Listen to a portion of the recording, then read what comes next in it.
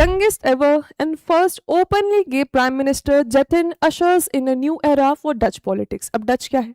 मैंने आपको 1000 बार बताया है, Dutch is not equal to Denmark, Dutch is equal to Netherland. ठीक है, डच मतलब नेदरलैंड, है ना। चलिए, अब नेदरलैंड वैसे ही थोड़ा स्टेबल देश है, बहुत बढ़िया कर रहा है नेदरलैंड अपने लिए। थोड़ी बहुत जो इनकी दिक्कतें आती हैं वो तो हर देश में आती हैं, but Netherland as a country is doing very well. ठीक है, नेक्स्ट नेदरलैंड जो है बच्चों, यहाँ पर नेदरलैंड का जो पॉलिटिकल स्टेबिलिटी है बाकी देशों के मुकाबले अभी तो बढ़िया ही चल रहा है। और नेदरलैंड के जो प्रधानमंत्री की अगर हम बात कर रहे हैं तो ये अभी तक के नेदरलैंड के इतिहास में सबसे कम उम्र के प्रधानमंत्री हैं। And he is openly gay.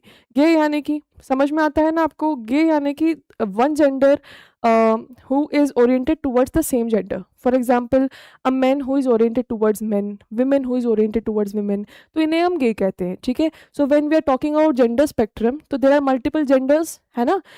Straight होते हैं, गेज होते हैं, लेस्बियंस होते हैं, बाइज होती हैं, क्वीर्स होती है, ट्रांस होती हैं, तो उसमें ये सभी जो है हमारे जेंडर स्पेक्ट्रम के एक्सप्रेशन कहलाते हैं।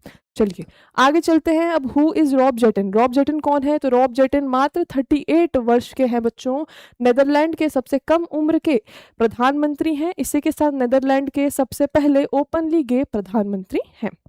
ओके बच्चों, अब यहाँ पे हम बात करते हैं, यस वेरी गुड, होमोसेक्सुअल, है ना।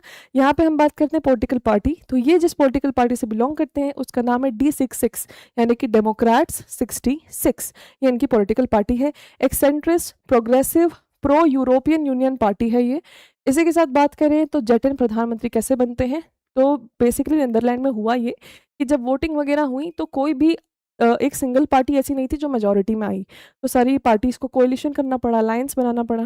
फिर उस अलायंस को बनाने के बाद फाइनली डिसाइड किया गया कि जटन जी को प्रधानमंत्री बनाते हैं।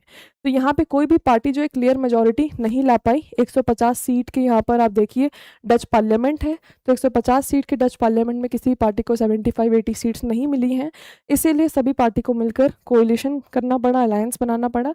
एक ब्रॉड आइडियोलॉजिकल डाइवर्स कोalition यहाँ देखा गया है, जिसमें से एज पीएम जेटन इमर्ज्ड। ठीक है, इसी के साथ अगर हम बात करते हैं कि मोनार्क का क्या रूल है, तो बहुत सारे यूरोपियन देशों में आज भी मोनार्क की विजिबिलिटी और अवेलेबिलिटी आपको दिखेगी।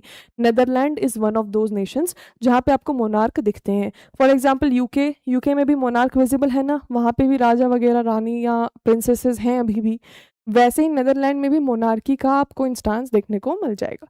तो गवर्नमेंट जो है बच्चों, इसे गवर्नमेंट के जो भी prime minister, president, top leaders होते हैं उन्हें वहाँ के राजा ही स्वेरिंग इन करवाते हैं। राजा का नाम है विलियम अलेक्जेंडर। ठीक है, राजा का नाम है विलियम अलेक्जेंडर। तो ये दिखाता है कि किस प्रकार से कॉन्स्टिट्यूशनल मोनार्की चल रही है, यानी कि मोनार्की भी एग्जिस्ट करती है और संविधान भी एग्जिस्ट करता है।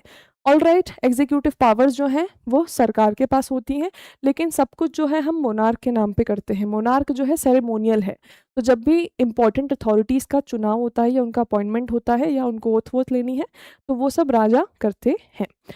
ओके बच्चों, चलिए आगे देखिए। प्राइम मिनिस्टर की अगर हम बात करते हैं, रॉब जेटन, मैम वो बॉय है कि गर्ल? बेटा बॉय है। ठीक है, रॉब जेटन, है ना। तो रॉब जेटन जो है यहाँ पे प्राइम मिनिस्टर बने हैं। डिप्यूटी प्राइम मिनिस्टर अगर हम पूछे नेदरलैंड में कौन है, तो डिलन जी जो है डिप्यूटी प्राइम मिनिस्टर है। डिप्यूटी प्राइम मिनिस्टर किस पार्टी से बिलोंग करते हैं? People's party for freedom and democracy, VVD। इसी के साथ अगर कैबिनेट अपॉइंटमेंट्स की बात करते हैं तो नेदरलैंड के फॉरेन मिनिस्टर जो हैं वो टॉम बेंडर्स हैं।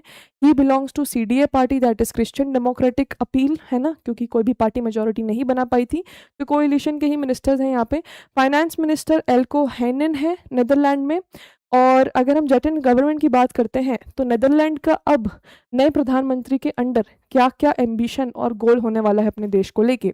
सो नेदरलैंड यहाँ पे चाहता है कि उनकी जो इकोनॉमी है वो थोड़ी सी मेंटेन रहे, इन्फ्लेशन यानी कि महंगाई ज़्यादा ना हो, अनसर्टेनिटी से वो बचे रहें, प्रॉपर स्टेबल तरीके से अपने देश को चला पाएँ, मिडिल क्लास परचेसिंग पावर बढ़ाएं ताकि आम आदमी थोड़ा ज़्यादा चीज़ें खरीदने के योग्य बने। इसी के साथ रेफ्यूजीज़ और जो असाइलम है उनको यहाँ पे रिव्यू किया जाएगा, रेफ्यूजीज़ के अधिकारों पे बात की जाएगी, ह्यूमैनिटेरियन कमिटी की फॉर्मेशन होगी, साथ ही साथ ह्यूमैनिटेरियन एड एंड सप्लाई के ऊपर काम किया जाएगा। पब्लिक प्रेशर जो है हाउसिंग और सर्विसेज के ऊपर, उसके ऊपर काम किया जाएगा, क्योंकि हाउसिंग बहुत महंगा है, घर खरीदना, रियल एस्टेट खरीदना बहुत महंगा है, तो लोग यहाँ पे प्रेशर बना रहे हैं कि इस चीज़ को थोड़ा रिलेटिवली सस्ता कीजिए।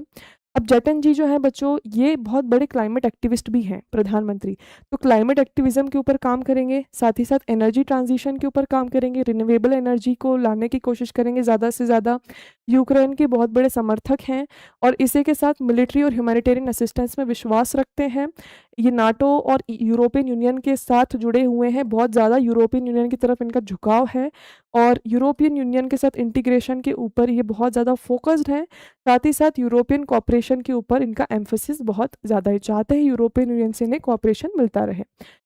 आपका एक होमवर्क है आज का, नेदरलैंड के नेबर कौन कौन है, नेदरलैंड के नेबर्स कौन कौन हैं, साथ ही साथ क्या नेदरलैंड यूरोपियन यूनियन का पार्ट है, इसी के साथ नेदरलैंड की करेंसी और नेदरलैंड का कैपिटल क्या है।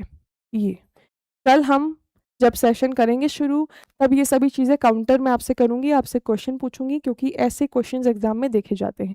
जो भी कंट्रीज़ न्यूज़ में हैं, उनके नेबर्स, उनके आसपास की वाटर बॉडीज़, उनकी करेंसी, उनका कैपिटल, ये किसी भी एग्जाम में पूछ लिया जाता है। तो this is your homework for today. इस लेक्चर के ख़त्म हो जाने के बाद कमेंट सेक्शन में I would want answer from all of you.